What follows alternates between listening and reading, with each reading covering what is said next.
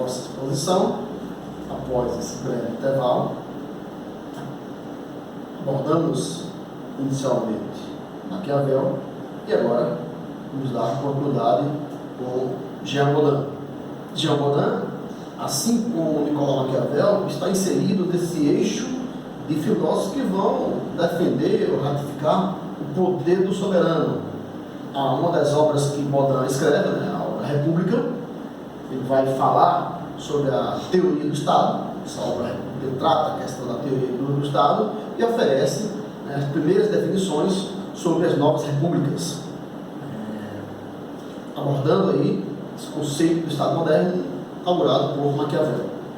Um dos pontos principais, um dos pontos que pode ser discutido no pensamento de Bodin, conforme está exposto aí no quadro, a qual espero que os senhores e as senhoras estejam vendo, é o caráter absoluto da soberania. Para Bodin, o soberano ele não tem deveres, ele não tem obrigações, tem apenas direitos. E aí, quando ele traz que o soberano tem apenas direito, para Bodin, o rei, o imperador, o soberano, estaria submisso apenas às leis naturais e às leis divinas.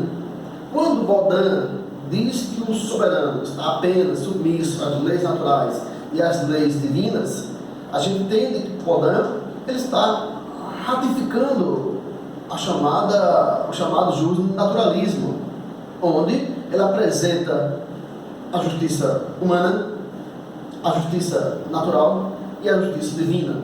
Então, o justnaturalismo, que tem início na Grécia, conforme já exposto presencialmente para meus alunos, e ele é dado continuidade a essa concepção medieval, com Santo Agostinho e Santo Tomás de Aquino, e agora vem Bodin ratificando essa doutrina, trazendo que o soberano está apenas limitado às leis naturais e às leis divinas. Com isto, para Bodin, o rei, ou a lei do rei, estava acima da lei do reino. O soberano, segundo Bodin, ele não tem direitos, ele não tem deveres, não tem obrigações, tem apenas direitos. Outro ponto importante do pensamento de Bodin é o que ele vai chamar de caráter indivisível da soberania. Para Bodin, o poder não podia ser dividido. E aí ele está ratificando o pensamento absolutista, a centralização do poder. Faz uma crítica à antiga fragmentação feudal, onde ele diz que o poder não pode ser dividido, como também a própria função do parlamento. Para Bodin, o parlamento não tem legitimidade diante de Deus. O único poder que Deus reconhece, certo, é o poder do soberano. Pegando essa concepção, é que o poder era dado por Deus, e aqui alguns pensadores vão defender que Bodin estava nessa linha. Um ponto importante também do pensamento de Bodin é quando ele vai fazer uma distinção entre lei e direito. Para Bodin, lei é uma coisa, direito é outra. É importante essa distinção, quando a gente pode entender o que ele chamava de direito, nós chamamos hoje de justiça, o que ele vai chamar de lei, hoje chamamos de direito. Para Bodin, o direito é bom porque almeja a igualdade sem necessidade de um mandamento expresso. Ou seja, o direito para Bodin não precisava ser escrito, ele almejava aquilo que é bom, aquilo que pensamos hoje como a própria ideia de justiça. E para ele, a lei não era outra coisa senão a vontade do soberano, era um mandamento expresso, era aquilo que o soberano queria. Bom, é importante, o pensamento de Bodin, porque ele vai dar continuidade à concepção defendida por Maquiavel, e ele está inserido no eixo soberania e direito. Assim também como o Grócio. O Grócio, um jurisconsulto holandês, considerado o pai do direito natural, vai também defender essa concepção do direito natural. Então, esse jurisconsulto holandês vai trazer a sua concepção do direito natural. Para o Grócio, o direito natural independe da vontade divina. O direito natural não é uma expressão do direito divino. Com isso, o Grocio vai romper com o pensamento religioso. O pensamento religioso foi bastante defendido no medievo, pela própria predominância do elemento da fé, onde a filosofia medieval está unicamente ligada à concepção da fé, e aí ele rompe dizendo que o direito natural não era uma expressão, não era uma materialização do direito divino. O direito natural existia, mesmo que o direito divino não existisse. Então ele vai trazer essa ruptura aí. Certo? Para ele, o direito natural era um conjunto de normas ditadas pela razão. Essa razão é a razão dos homens, que existe mesmo sem a existência de Deus. Um ponto importante também do pensamento de Hugo Grocio é a concepção de soberania. Para o Grocio, a soberania é o poder do soberano, certo? É o poder do soberano cujos atos, cujas ações não dependem da vontade de outro soberano, ou seja, é o poder independente. Ele vai trazer essa, ratificando ainda, legitimando a concepção do direito da soberania. Na verdade, no período moderno, o direito era um instrumento de manutenção do poder do soberano, servia para legitimar as ações do soberano. E um ponto importante do pensamento de Hugo Grocio é a ideia dos contratos. Para Hugo Grocio, o contrato social, o pacto social, foi um acontecimento histórico, e aí esse fato histórico, esse acontecimento histórico, ele necessitava do cumprimento dos acordos. Por isso, o Hugo Grocio vai defender o chamado princípio do pacta sunt servanda,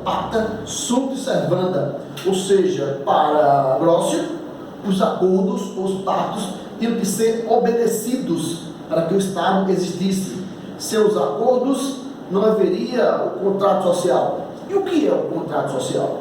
O que é o pacto social? É o acordo onde os homens vão sair do chamado estado de natureza, que vivia segundo suas próprias leis, para viver agora o chamado estado político, o estado social, o estado legal, obedecendo às regras da comunidade ou do governo. E aí, para que o próprio governo existisse, era necessário que os acordos, e aí quando falávamos acordos ou contratos, a própria lei do governo fosse obedecida. Para encerrarmos mais um bloco, o pensamento da filosofia do direito no período moderno, a gente tem um pensador chamado Altúcios, Johannes Altúcios, onde Altúcios, na verdade, ele vai romper com essa concepção do pensamento absolutista defendido por Maquiavel, defendido por Jean Baudin e defendido por Hugo Grocio. Por quê? Porque Baudin, na verdade, ele vai trazer uma série de oposições ao absolutismo. Primeiro, é importante discutir em relação ao Altúcios o conceito que ele vai trazer, chamado majestas do povo, a mageste do povo. E o que é a majestas do povo? A majestas do povo, o governo do povo, é um conceito que Altúcio vai colocar em vigor. Na verdade, vai resgatar esse conceito de um legislador grego chamado de Solon. Ele vai trazer esse conceito, vai se ampliar, vai se apropriar do conceito de Solon, de majeste do povo, e vai tentar aplicar ao povo e ao seu conceito em sua época. Então, para Altúcios, onde estivesse presente a majeste do povo, o majestade do povo, o governo do povo, não haveria lugar para a majeste do soberano. Ou seja, onde existe uma democracia, não há espaço para o governo autoritário, assim como era o governo absolutista, defendido, ratificado por Jean Baudin e por Hugo Grocio. Então, para Maquiavel, para Altúcio, onde tivesse presente a majestade do povo, não haveria lugar para a vontade do soberano. E aí, Altúcio vai inaugurar uma série de ideias contra o absolutismo. Então, por exemplo, ele defendia a descentralização do poder. O absolutismo, a centralização, Altúcio, a descentralização. Para o absolutismo, e aí o próprio Jean Baudin faz isso, o poder indivisível. Para Autúcio, o poder tinha que ser dividido. Então ele dividia a centralização do poder, a divisão do poder e limites da própria autuação do poder. Um conceito importante, o pensamento de Autúcio, é o que ele vai trazer os chamados direitos de cidadania.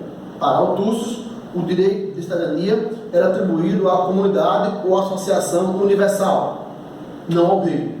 Então, Autúcio vai tirar o conceito de cidadania que era dado ao rei e passa agora a atribuir à comunidade ou associação universal.